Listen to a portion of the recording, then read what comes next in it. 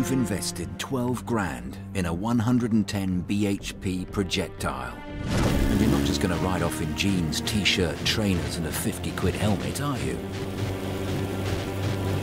With so much tricky looking kit around, how do you go about choosing? Dave uses track days in fine weather to improve machine control. Performance riding requires the high-level protection offered by leathers. That's because if you lay it down at 60 miles per hour, you could slide for about 8 seconds.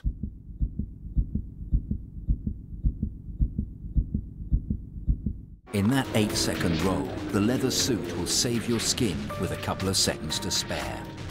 Provided, and it's a big provided, it's made properly.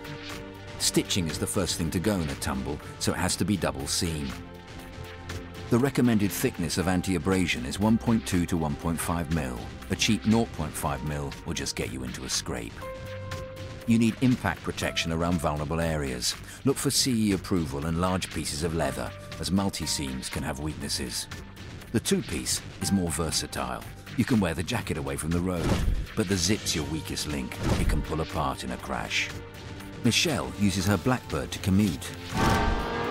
Although man-made fabric kit doesn't have the impact protection of leather, it's more practical and offers a better protection from rain and cold. The choice comes down to conditions, machine and riding. Conditions. If you're commuting in winter, low levels of light mean you have to be highly visible, and it helps to have reflective strips on all your kit. Type of machine. A full set of race leathers wouldn't suit a scooter rider, but this outfit is purpose designed. Riding style. Different types demand different kit. So I'd feel quite safe in that. For example, there's plenty of mileage in this for touring.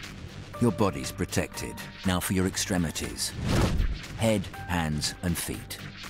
Unless you suffer from claustrophobia, reject the open face helmet for the full face type, which gives superior chin and indeed weather protection.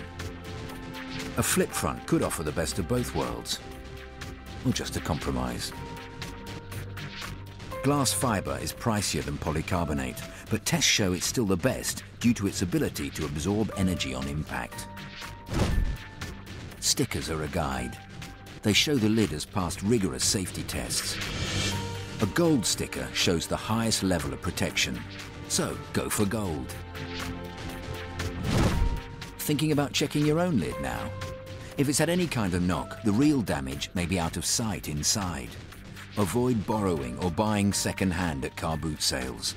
What is that mint paint job hiding? Buy a new one, which is a good idea every few years anyway. The standards change all the time, and helmets have different lifespans. Buy the tightest fit that's comfortable. You don't want the helmet to fall off in a spill. To test, put your thumb here and try to pull the helmet forward off your head. Hands. When you fall, your hands instinctively go out to save you. It's like being dragged along at 30 miles an hour doing a press-up. Devastating, especially if you work with your hands. Which is why gloves should have extra protection on the palms and double-stitched seams. Some have knuckle and finger protection too.